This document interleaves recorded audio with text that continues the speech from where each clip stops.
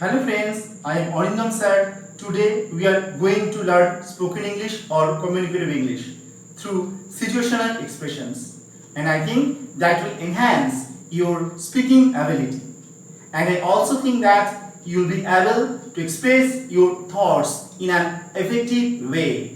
Then let's start the class.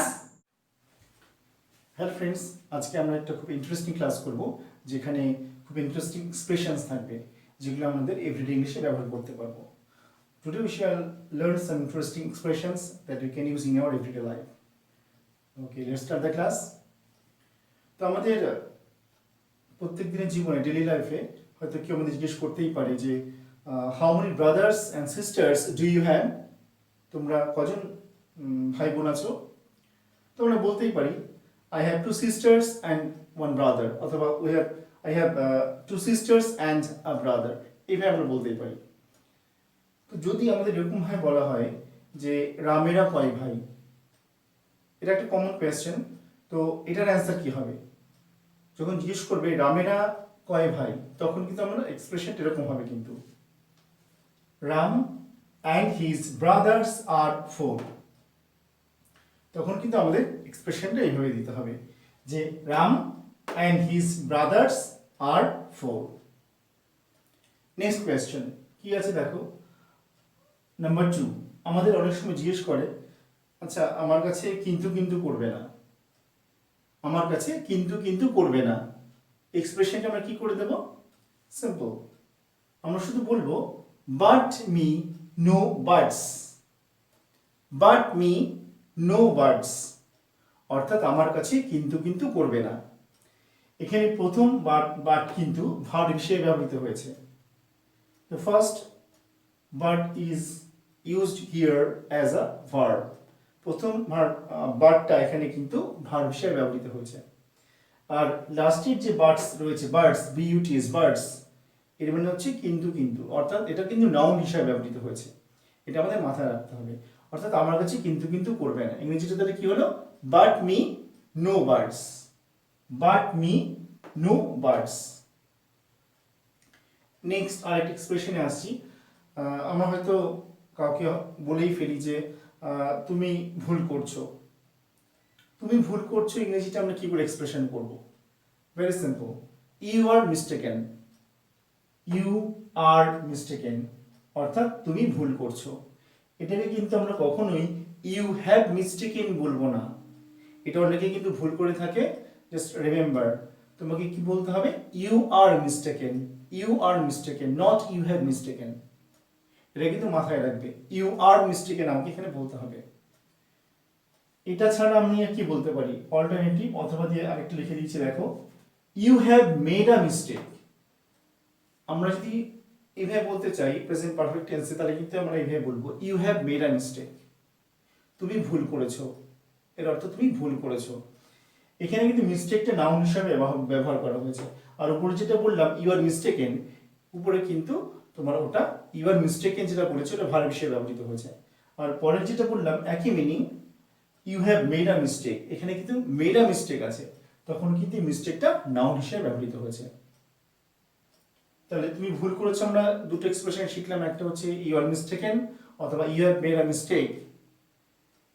তো আরেকটা দেওয়া যেতে পারে ইউ আর রং, আমরা বলতে পারি ইউ আর রং, তুমি ভুল করেছো বা তুমি ভুল করছো, এরকম ব্যাপার এক্সপ্রেশন আমরা বলতে পারি। স্ট্যান্ডার্ড লেভেলে আমরা বলতে পারি ইউ আর মিস্টেকেন অথবা you have made a mistake. Next,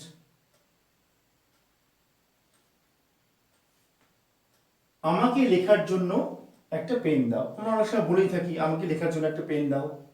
এক্সপ্রেশনটা কি করে হবে? ভেরি সিম্পল, এভাবে বলবো give me a pen to write with, give me a pen to write with, give me a pen to write with, অর্থাৎ আমাকে লেখার জন্য একটি পেন দাও। এখানে দেখো রাইটের পরে কিন্তু উইথ শেষে কিন্তু প্রিপোজিশন বসেছে, ঠিক আছে? তো এইভাবে কিন্তু এক্সপ্রেশনসগুলি ইউজ হয়। অর্থাৎ give me a pen with which I can write, আমাকে একটা পেন দাও যা দিয়ে আমি লিখতে পারি। এটা ছোট করে কি বলা হয়? Give me a pen to write with, give me a pen to write with, আমাকে লেখার জন্য একটা পেন দাও। নেক্সট, সিমিলার স্টাইলে তোমার লেখা হয়েছে, পরের কোশ্চেনটা কি আছে দেখো, give her a chair to sit on, তাকে বসার জন্য চেয়ার দাও, তাকে বসার জন্য চেয়ার দাও। Give her a chair to sit on, অর্থাৎ give her a chair on which she can sit, তাকে একটা চেয়ার দাও যার উপর সে বসতে পারে। এখানে ছোট করে কি করা হয়েছে সিম্পল সেন্টেন্সে, give her a chair to sit on, give her a chair to sit on. Next একই রকম ভাবে আলাদা একটা এক্সপ্রেশন আছে, কিন্তু প্রিপোজিশনটা কিন্তু শেষে দেখো রয়েছে। He has naan to look after, তার দেখাশোনা করার কেউ নেই, তার দেখাশোনা করার কেউ নেই। ইংলিশটা কেমন এক্সপ্রেশন আমরা করছি ইংরেজিতে?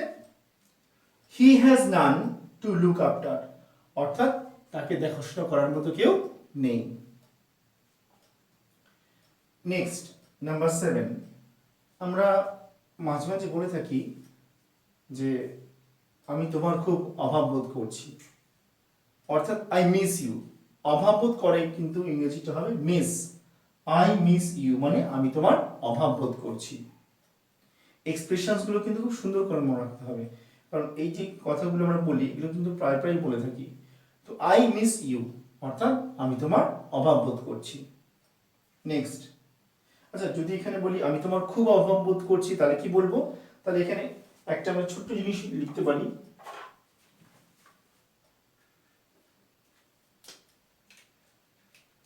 I miss you badly.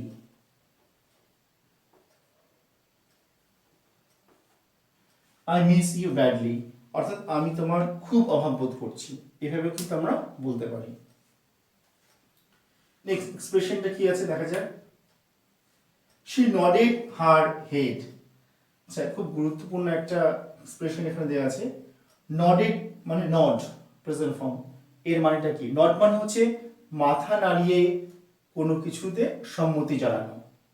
এখানে বলেছে she nodded her head অর্থাৎ সে মাথা নাড়িয়ে সম্মতি জানিয়েছে। যখন আমরা সামনে পিছনে মাথাটা নাড়াই তখন আমরা হ্যাঁ সূচক বার্তা দিই, অর্থাৎ যখন আমরা ব্যাক আর ফ্রন্ট এইভাবে আমরা যখন মাথাটা নাড়াই তখন আমরা হ্যাঁ সূচক বার্তা দিই। সেই ক্ষেত্রে এটা বলেছে she nodded her head অর্থাৎ সে মাথা নাড়িয়ে সম্মতি জানিয়েছে। নেক্সট এটার বিপরীতে কি বলা যেতে পারে, সে মাথা নাড়িয়ে সম্মতি জানায়নি, আমরা কি বলতে পারি? আমরা সিমিলারলি কিন্তু বলতে পারি, শুধু এক্সপ্রেশন একটু আলাদা হবে নেগেটিভে, she shook her head, she shook her head অর্থাৎ সে যখন মাথাটা ডানে আর বাঁয়ে নাড়াবে তখন কিন্তু সে সম্মতি জানায়নি, অর্থাৎ she shook her head সে মাথা নাড়িয়ে কোনো ব্যাপারে অসম্মতি জানিয়েছে। তাহলে এই দুটো এক্সপ্রেশনটা পেয়ে গেলাম, নড মানে মাথা নাড়িয়ে সম্মতি জানানো, আর শুক মানে মাথা নাড়িয়ে কোনো কিছু না সূচক বার্তা দেওয়া বা নেগেটিভ সেন্স এক্সপ্রেশন করা বোঝায়। নেক্সট আজকে আমরা লাস্টে যেটা পড়ব সেটা লেখা আছে ছোট্ট এক্সপ্রেশন দেখো, স্পিক ইংলিশ অর্থাৎ ইংরেজিতে কথা বলো, ইংরেজিতে কথা বলো। এটা কিন্তু খুব সিরিয়াসলি একটু জানতে হবে, কারণ এখানে অনেকেই খুব ভুল করে থাকে। আমরা অনেক সময় শুনে থাকি অনেকে বলে স্পিক ইন ইংলিশ, কিন্তু এটা একদমই ঠিক নয়। স্পিক ইন ইংলিশ পুরোপুরি ভুল। আমাদের যেটা বলতে হয় সেটা হচ্ছে স্পিক ইংলিশ। যখন আমি কাউকে বলছি কোনো ভাষায় কথা বলো, অর্থাৎ তাকে যখন আমি বলবো তুমি কোনো ভাষায় কথাটা বলো, সেক্ষেত্রে কিন্তু আমাকে স্পিক ইংলিশই বলতে হবে বা স্পিক বেঙ্গলি বলতে হবে, স্পিক ফ্রেঞ্চ বলতে হবে। আমি কিন্তু কখনোই বলবো না যে speak in Hindi, speak in Bengali, speak in English, it's a wrong answer, it's an incorrect answer. এভাবে কিন্তু বলতে নেই, বলতে হয় স্পিক ইংলিশ। কারণ এটা একটা, আমি যখন কোনো কমিউনিকেট করবো কারোর সাথে, যখন কারোর সাথে আমি নিজের মতামতটা প্রকাশ করে জানাবো কারো কাছে, সেই ক্ষেত্রে কিন্তু কোনো ইন প্রিপোজিশন দিতে নেই। ডাইরেক্টলি স্পিকের পরে যে ল্যাঙ্গুয়েজটা বলছি, ইংলিশ, ফ্রেঞ্চ, হিন্দি, বেঙ্গলি যা বলো সেটা তোমাকে এভাবে বলতে হবে, speak English, speak Hindi, speak Bengali, এইভাবে আমাদের বলতে হবে। ইন কিন্তু আমরা কিছুতেই দেবো না, কারণ আমরা এখন কোনো এক্সপ্রেশন করি, কারোর সাথে কমিউনিকেট করি, তখন ডাইরেক্টলি স্পিক ইংলিশ বলতে হয়, স্পিক ইংলিশ। এটা আমাদের মাথায় রাখতে হবে। কিন্তু ভুলগুলো কিন্তু যদি আমরা শিখি তাহলে কিন্তু আমাদের ভবিষ্যতে কাউকে যখন আমি শেখাবো বা আমি যখন কোথাও বলবো তখন কিন্তু আমার অন্যরা শুনেই বলবে যে নিশ্চয়ই ভালো করে তার ইংরেজিটা শেখেনি। তো এই জিনিসগুলো কিন্তু কারেক্ট করে দিতে হবে। অনেকের মুখ থেকে শোনা যায় কিন্তু স্পিক ইন ইংলিশ এভাবে বলে, because they don't know the correct answer, correct expression. তারা কিন্তু কারেক্ট এক্সপ্রেশন জানে না, কারো কাছ থেকে শুনেছে সেই হিসাবে কিন্তু বলে। কিন্তু ভালো করে বই পড়লে দেখা যায় যে স্পিক ইংলিশ বা স্পিক বেঙ্গলি, স্পিক হিন্দি এভাবেই কিন্তু বলতে হয়। আর ইনটা কোন পার্টিকুলার ক্ষেত্রে হয়তো বলা হয়, যেমন হি আটার্ড দ্য মন্ত্র ইন সংস্কৃত, এইভাবে যখন বলে সেই ক্ষেত্রে পার্টিকুলার কিছু ক্ষেত্রে এইভাবে বলা হয়। কিন্তু যখন আমি কারোর সাথে কমিউনিকেট করব, কমিউনিকেট করার জন্য বলছি তুমি ইংরেজিতে কথা বলো, সেই ক্ষেত্রে কিন্তু বলবো স্পিক ইংলিশ, কারণ এটা একটা হ্যাবিচুয়াল ব্যাপার একটা আসে, কমিউনিকেট করা মানে একটা হ্যাবিচুয়াল ব্যাপার দাঁড়ায়। সেই ক্ষেত্রে কিন্তু কমিউনিকেশনের সময় আমাকে স্পিক ইংলিশ এভাবে বলতে হবে। Okay, thanks for watching my videos.